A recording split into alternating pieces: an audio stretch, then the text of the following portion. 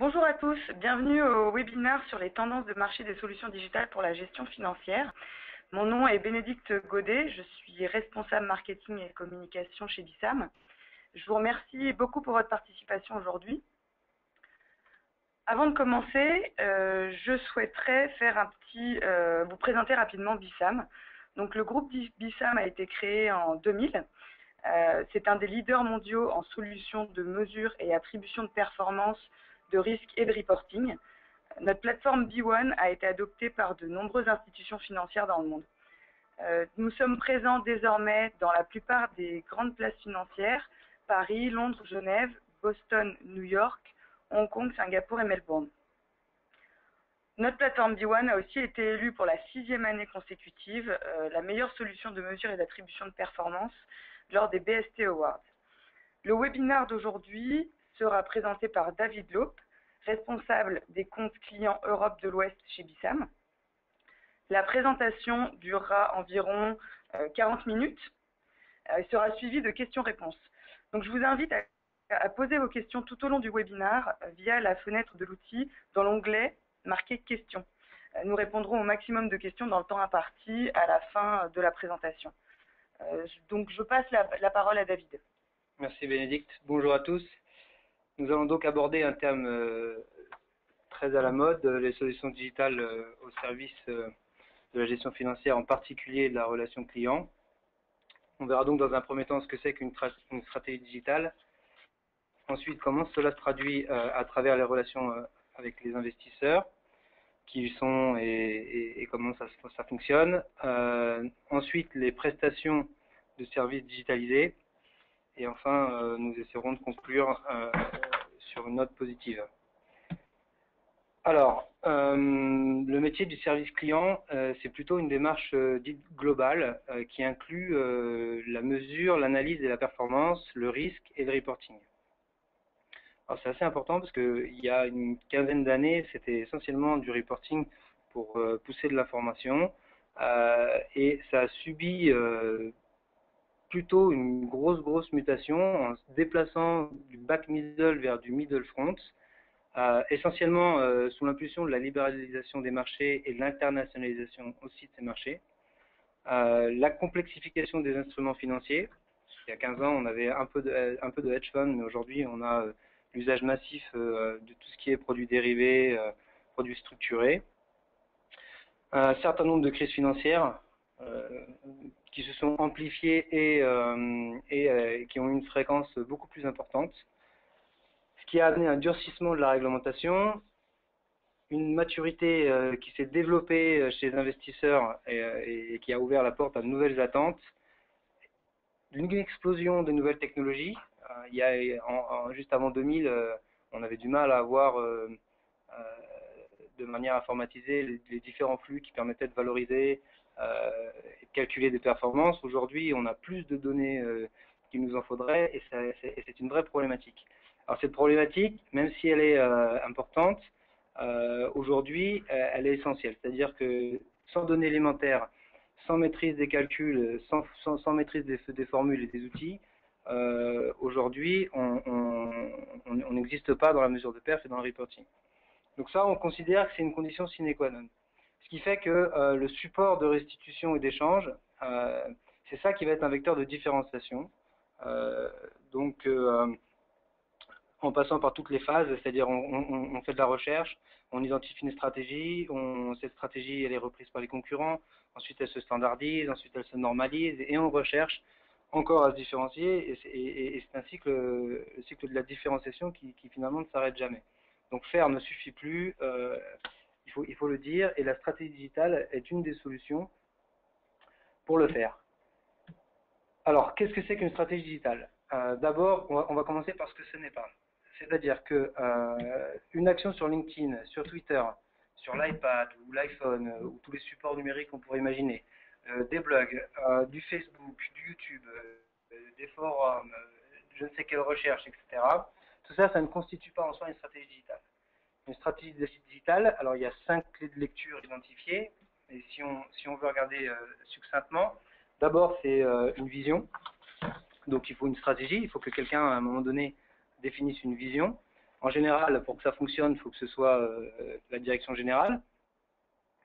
Ensuite, il faut s'appuyer pour la partie digitale forcément sur des technologies et il faut identifier sur la chaîne de valeur toutes les sections à digitaliser, les différents acteurs de ces métiers et essayer de les relier entre eux. Il faut également mesurer l'enjeu, donc définir la marque, le marché, l'environnement, savoir exactement à quel endroit on veut se positionner. Du coup, ça amène des problématiques, parce que c'est un écosystème, ça amène des problématiques de faire fonctionner plusieurs expertises de manière simultanée, donc aussi bien du web que la communication, le marketing, la mesure de perf, l'informatique, tout ce qui est fonctionnel. Bon voilà, il y a un peu tout le monde qui doit cohabiter, donc ça peut poser des problématiques. Ensuite, on va avoir une direction générale qui souvent se présente sous trois formes, les réfractaires, donc ceux qui sont complètement fermés à ça, les héroïstes qui cherchent d'abord la rentabilité, et ceux qui sont classés geeks, qui finalement sont ceux qui essaient d'être toujours un peu plus en avant et des fois se perdent un petit peu dans tout ça.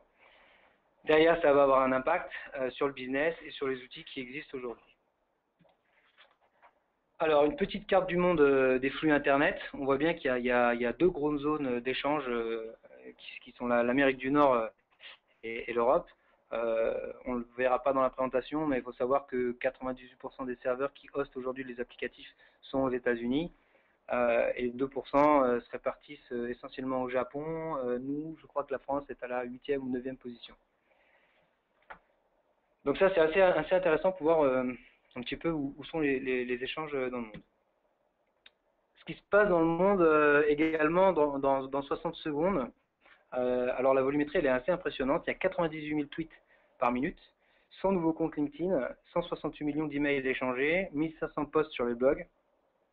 Tout ça, ça traduit une effervescence permanente sur les canaux digitaux qui modifie l'échelle du temps. On est vraiment dans l'instantanéité, ce qui n'était pas le cas avant le digital.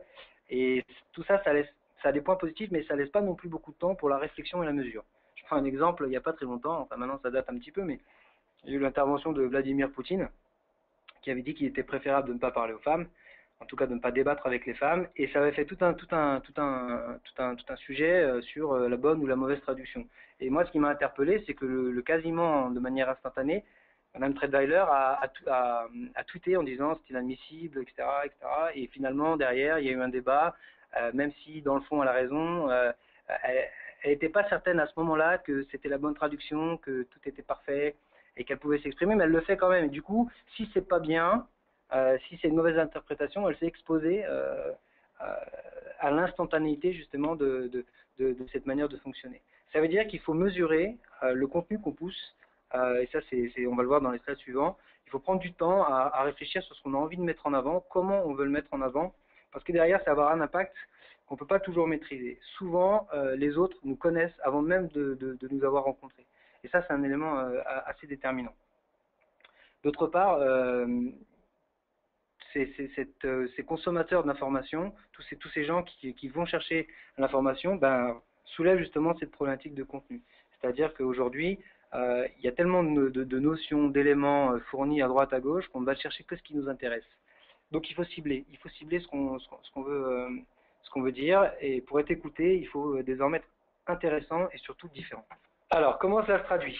D'abord, quels sont les types d'investisseurs? Bon, on va passer rapidement, parce que vous connaissez tous la panoplie des investisseurs, le panel.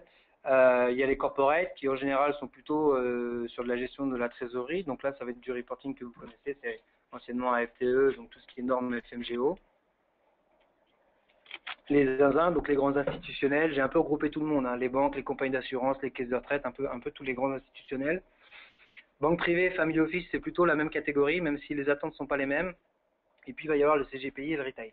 Alors toute cette typologie de clients n'ont pas les mêmes besoins. Si on est en B2B, on est plutôt sur de la proximité, de la relation directe.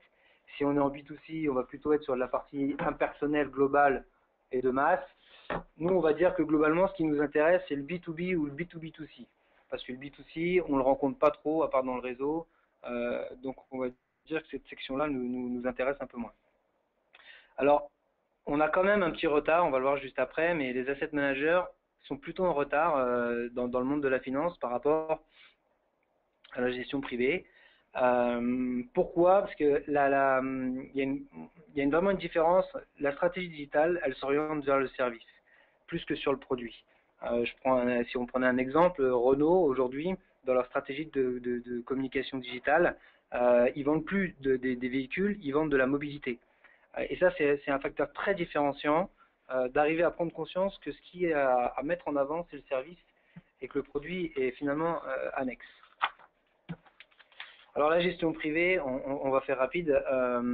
Early adopter, donc ils sont très orientés sur le service, sur la proximité, le contact, la performance absolue, parce que ce qui les intéresse dans les produits sélectionnés par le client porteur, c'est la performance absolue, même s'il va regarder le vecteur, le véhicule, mais il va quand même s'orienter plutôt sur de la confidentialité, la confiance, l'image, la notoriété, un petit peu tout ce qui découle du service.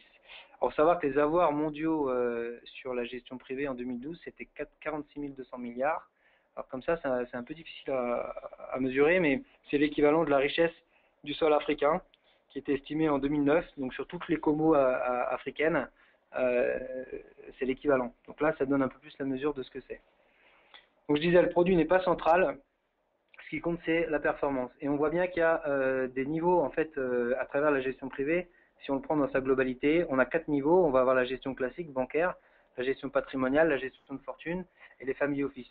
Selon le niveau de fortune et de patrimoine, découle le niveau de service.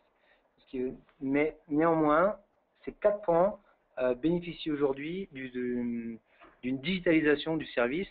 Vous pouvez réserver via des plannings en ligne des rendez-vous avec vos consultants, vous pouvez passer des ordres, vous pouvez voir votre portefeuille, vous pouvez faire des simulations, vous pouvez regarder ce que ça donne sur l'immobilier. Enfin, il y a tout un panel aujourd'hui dans la relation, la partie CRM qui est digitalisée. Alors, la gestion d'actifs au sens large, si on prend donc les asset managers qui sont vraiment en retard, pas tous, il y a des exceptions, il y a des gens qui font des choses très très bien. La stratégie est encore orientée trop produit.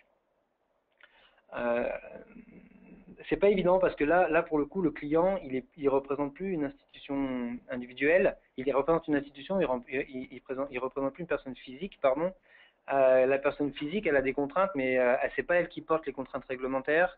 Elle a des contraintes fiscales, elle a des contraintes de rendement, mais elle n'a pas de contraintes réglementaires. Elle n'a pas de compte à rendre auprès de son employeur, ce qui rend, elle n'a pas non plus de problématique d'agrégat. Ce qui fait que ça rend la relation pour les asset managers un petit peu plus compliquée. Le besoin du client est un peu plus spécifique.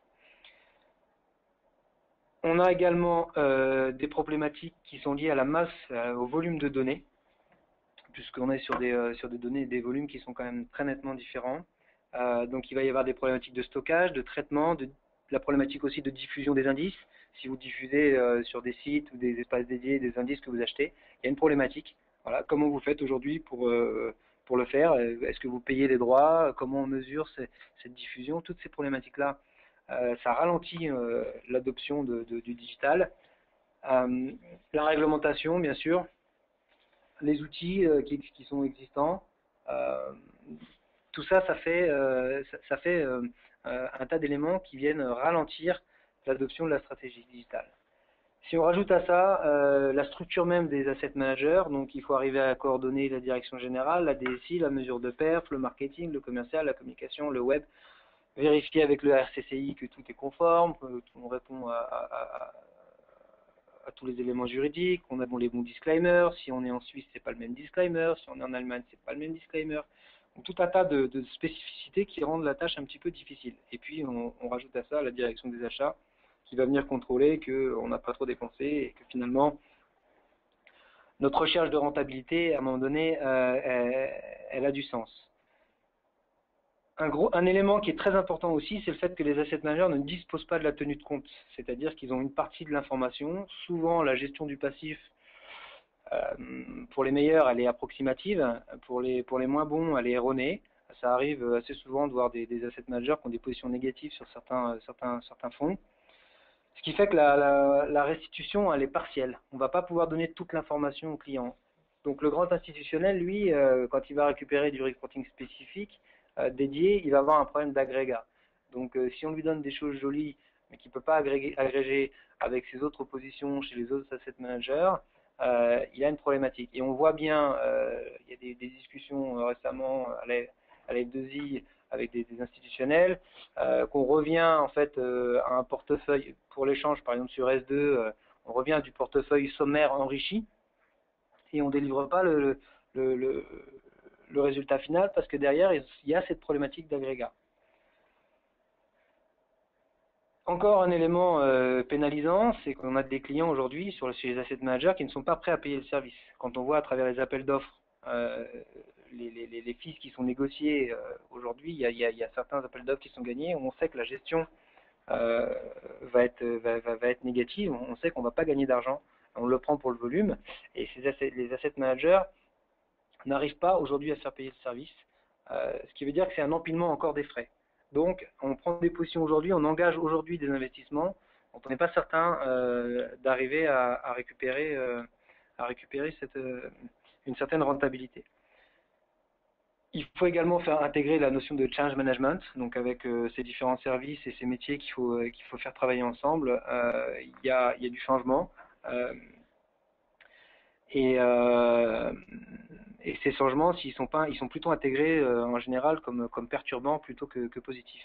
Je lisais ce matin dans News Manager que KPMG a fait une étude qui dit que la moitié des sociétés de gestion auraient disparu en 2030, essentiellement liées à l'émergence des nouvelles technologies, les mutations démographiques et aussi le changement des habitudes des investisseurs qui sont plus jeunes et plus diversifiés.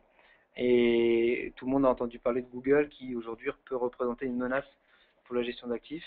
Alors c'est intéressant de voir que ceux qui s'en sortiront sont sûrement ceux qui ont pris la mesure du changement. Les profils, alors tout le monde n'est pas à la même enseigne. Il y a une petite partie de la population qui a plutôt un profil leader précurseur. Donc c'est plutôt des exceptions. Le profil de ces sociétés de gestion, c'est des entreprises saines ou en création, avec une moyenne d'âge assez basse. Donc c'est un mélange de génération Y. Les générations Y qu'on appelle les digiborigènes ou le digital natif. Sont des gens qui sont nés avec le digital, et on a un mélange avec des X, avec une direction générale qui est plutôt impliquée. Donc la génération Y, c'est entre 80 et 2000, la génération X, c'est entre 59, 60, ça se discute, et 81, et on a des baby boomers, c'est après 45. On a une autre génération qui est la Z, mais celle-là, on la verra arriver un petit peu plus tard, ou qu'on appelle aussi C ou Alpha, qui est née après 2000, qui est, on dit la génération connectée, parce qu'ils sont sur la communication, collaboration, connexion, création. Ce serait intéressant de voir quand ces jeunes-là vont arriver sur le marché du travail, ce que ça peut apporter. Donc pour les leaders précurseurs, tous les canaux digitaux sont utilisés. L'approche client, c'est une approche sur mesure, axée sur le contenu. La valeur ajoutée se situe essentiellement sur le contenu et sur le côté tailor-made de la relation. Donc on a du reporting digital, les commerciaux sont mobiles avec des iPads, on a des espaces dédiés avec les positions, on a des plateformes d'échange, des outils interactifs. Bref, on a à peu près toute la panel de ce qui peut se faire dans le digital aujourd'hui. Ensuite, on a la grosse masse et les suiveurs, donc c'est plutôt des entreprises qui ont un certain passif, qui sont assez saines mais qui ont besoin un peu de se régénérer. La moyenne d'âge est plus élevée, donc la direction générale est un peu plus indifférente ou peu impliquée. Je ne sais pas si on peut vraiment dire peu impliquée, mais c'est pas une notion qui est centrale pour eux, le digital. C'est plus vécu comme une obligation que comme une volonté. Donc là, c'est plutôt les canaux communs, donc on va retrouver un peu de LinkedIn, on va retrouver un petit peu de YouTube, un peu de vidéo, mais ça reste assez sommaire. Et puis il y a les attentistes. Alors les attentistes, c'est aussi une minorité, c'est soit des entreprises qui sont en train de se créer, soit en train de se restructurer, ou ceux qui vivent sur des revenus dits de clientèle captive. Donc ils n'ont pas vraiment besoin de se tourner vers la gestion pour compte de tiers, pas besoin de se tourner vers l'international, pas besoin de se tourner vers l'extérieur. Et ceux-là ont un site web, une offre assez classique, une relation peu dématérialisée, et peu de recours au digital. Alors, est-ce que c'est mieux maintenant? On voit sur l'image de gauche des gens qui ne se parlent pas, qui lisent un journal. Sur l'image de droite, des gens qui ne se parlent pas et qui sont sur leur smartphone. Est-ce que c'est mieux? Non, on ne peut pas dire que c'est mieux. C'est juste différent. Il faut accepter le changement, il faut accepter qu'on est dans l'ère du digital, il faut en prendre conscience, l'accepter et garder en tête que l'innovation, certes, détruit les anciens modèles, mais elle permet d'en créer de nouveaux. Et c'est ces nouveaux-là qui sont intéressants. C'est douloureux, mais quand on accompagne la transition, derrière ça, il y a plein d'opportunités qui se créent, plein de possibilités d'être différents, d'innover et donc de gagner des parts de marché, de conserver et de fidéliser les clients. Et ça, c'est plutôt intéressant. Alors les enjeux, mis à part le fait que les asset managers confondent un petit peu, de ceux que moi j'ai rencontrés en tout cas, confondent un peu expertise digitale et expertise stratégique. C'est vraiment deux choses différentes. Donc on a besoin d'avoir une vision, on a besoin d'avoir une stratégie qui est définie par la direction générale, et en même temps on a besoin d'avoir une expertise digitale, et c'est là que tout le rôle de la DSI prend son sens. Si on ne traite pas la chaîne globale, c'est-à-dire le CRM, l'ensemble de la chaîne de valeur, comment on fait communiquer des gérants quand ils écrivent des commentaires, est-ce qu'on continue à les déposer sur le réseau sous fichier Word qu'on récupère, qu'on copie-colle, si on ne prend pas vraiment en compte toute la chaîne de valeur, si on ne digitalise pas toute la chaîne de valeur, c'est difficile d'avoir une stratégie, de pouvoir dire qu'on a une stratégie digitale. On a des petits morceaux, on a des actions, on essaie d'y être, mais on n'y est pas vraiment. Et ce qui est important, c'est de coupler cette information. Donc il faut définir et créer du contenu, favoriser l'innovation donc pour se différencier, digitaliser et virtualiser l'ensemble de la chaîne de valeur, redéfinir ce que c'est que de faire de la performance aujourd'hui et faire du reporting, parce qu'aujourd'hui, certes, on a du PDF, mais ça ne suffit pas. Il y a une étude qui a été faite par le cabinet Périclès pour le compte d'un gros asset manager qui avait démontré que 1% seulement des reporting PDF étaient ouverts. Donc je vous laisse imaginer que le nombre qui ont été lus. Ça veut dire que même si on en a besoin, on a besoin de stocker du PDF, parce que c'est une garantie, c'est un document qu'on peut ressortir. Personne n'est intéressé, personne ne le lit, et on est trop abreuvé d'informations pour pouvoir prendre le temps de regarder ça. Donc il va falloir changer la manière de faire du reporting et coller un petit peu plus à ce que veut le client. Il faut peut-être redéfinir l'approche avec les outils en introduisant du cloud, des nouvelles technologies. Alors le cloud, c'est pas évident parce que ça apporte des problématiques de sécurité aussi. On a de toute façon avec le digital un problème de sécurisation. Comment on accède à l'information, comment on ouvre des droits pour accéder à l'information, comment on garantit l'information qui est récupérée, comment on stocke cette information. Est-ce que si on passe par le cloud, les serveurs sont aux US? Si on est aux US, on a un problème avec le Patriot Act.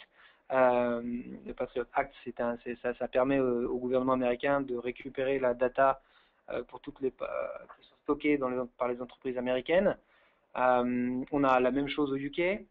Alors il y a cette problématique de sécurité de la donnée. En même temps, en Europe, au sens de l'ONU, on a 44 pays et arriver à faire converger ces 44 pays, aujourd'hui, on n'y arrive pas. Donc on n'a pas de possibilité. On a bien quelques projets européens, mais on n'arrive pas à faire converger l'ensemble des acteurs européens vers un projet unique. Ce qui fait qu'on n'a pas de solution de rechange pour le cloud. Donc ça prend un peu de temps. Ça lève aussi des questions sur comment le service client, les services de mesure de perf et les services clients aujourd'hui vont pouvoir absorber la charge de travail. Parce que même si à terme, on a l'exemple chez certains de nos clients, on peut réduire le périmètre sur la production et augmenter celui sur l'analyse et la qualité, dans l'immédiat, il reste qu'au moment de l'implémentation, il faut absorber la charge de travail. Donc ça, c'est une vraie question. Comment on intègre la notion de change management? Qui pilote ça? On a de plus en plus de consultants qui arrivent sur le marché, qui sont spécialisés dans le change management et qui accompagnent les sociétés de gestion. Tout seul, c'est difficile de le faire, c'est difficile de se remettre en cause, et c'est difficile aussi de faire converger plusieurs visions. En marketing, web, à la mesure de perf, les commerciaux, tout le monde n'a pas la même vision, et faire changer tout le monde en même temps, ça nécessite d'avoir recours à l'externe. Et puis, quel ROI est-il possible d'estimer? Est-ce qu'on gagne de l'argent vraiment? Est-ce que ça nous évite d'en perdre? Est-ce que ça nous permet de fidéliser les clients? Bon, on n'a pas suffisamment de recul aujourd'hui pour pouvoir dire oui, c'est le cas, non, c'est pas le cas.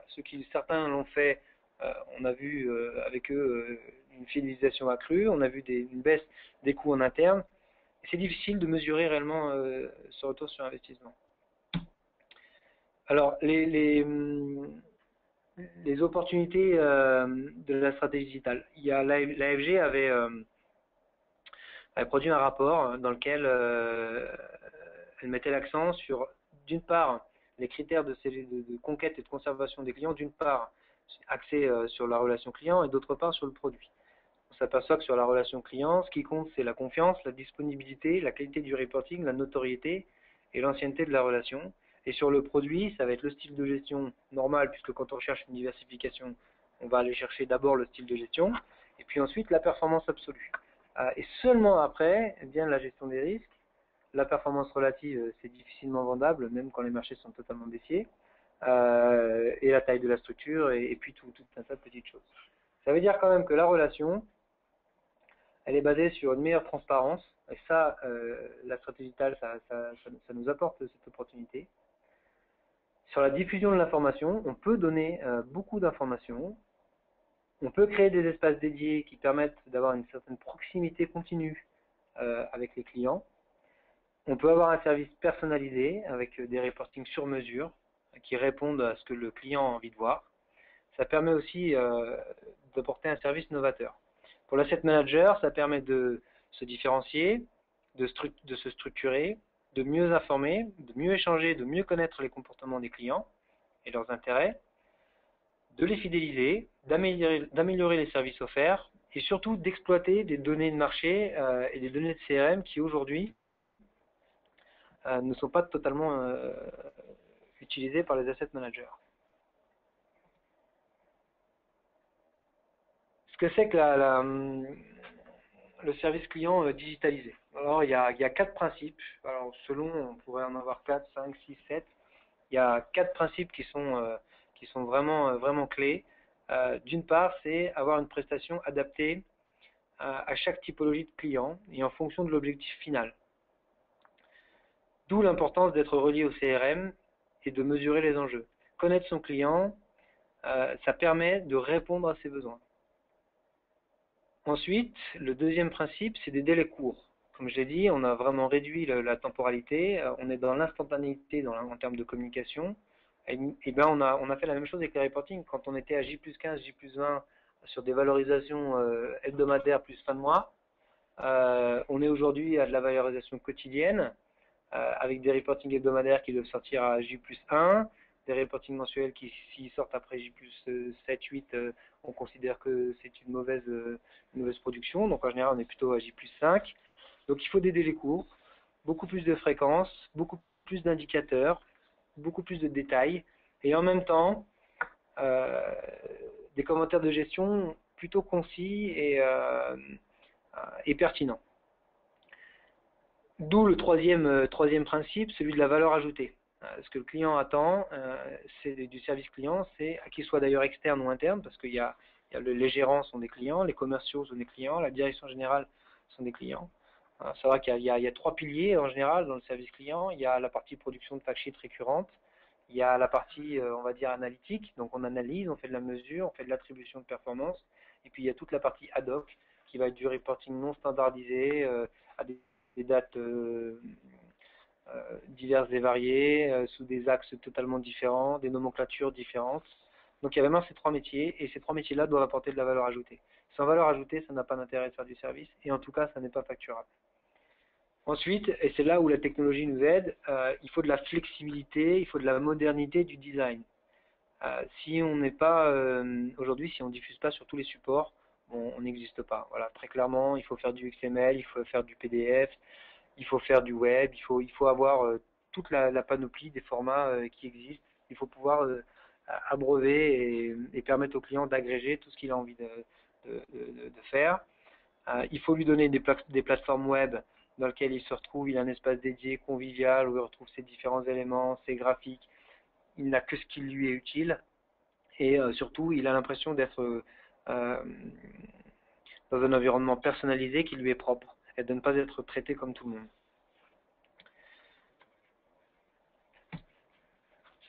Pour ça, il faut évoluer. Avant de démarrer le projet, il faut évaluer 5 piliers. D'abord, quelle est l'offre de service qu'on a envie de mettre en place? On l'a dit tout à l'heure, on n'est pas obligé de tout faire, on n'est pas obligé d'aller sur tous les axes. Donc il faut identifier quelle est l'offre de service qu'on a envie de fournir, comment on veut se positionner, et seulement après, on va mettre en place tout un tas d'actions qui vont nous permettre d'y aboutir. Il faut revoir les process. Quels sont les process existants, vers où on veut aller.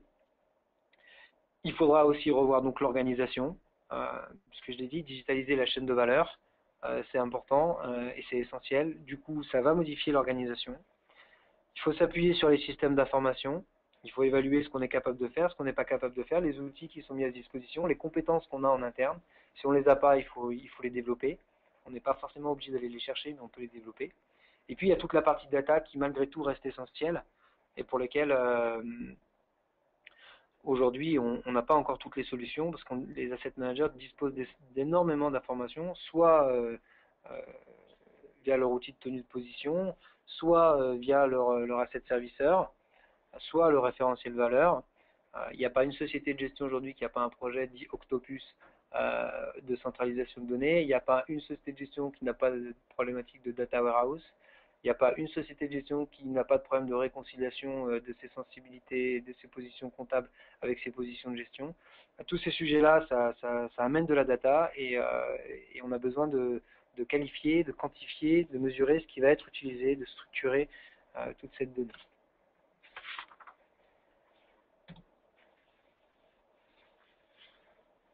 On a donc vu un grand nombre d'éléments. J'étais un petit peu vite pour qu'on ait le temps pour avoir un grand nombre de questions.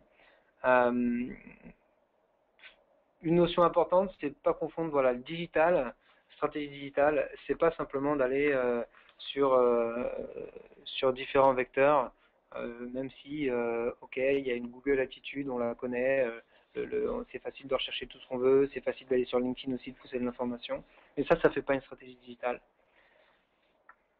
Il faut l'associer avec les problématiques de réglementation, il faut l'associer avec les problématiques internes, il faut que ce soit sponsorisé par la direction générale, il faut avoir l'adhésion des différents métiers, il faut avoir une idée précise de la manière dont on veut découper les reporting, la manière dont on a envie de proposer son service, d'abandonner ou de développer certaines choses, type d'aller sur S2 ou de sous-traiter, de répondre à IFM, comment on répond à IFM.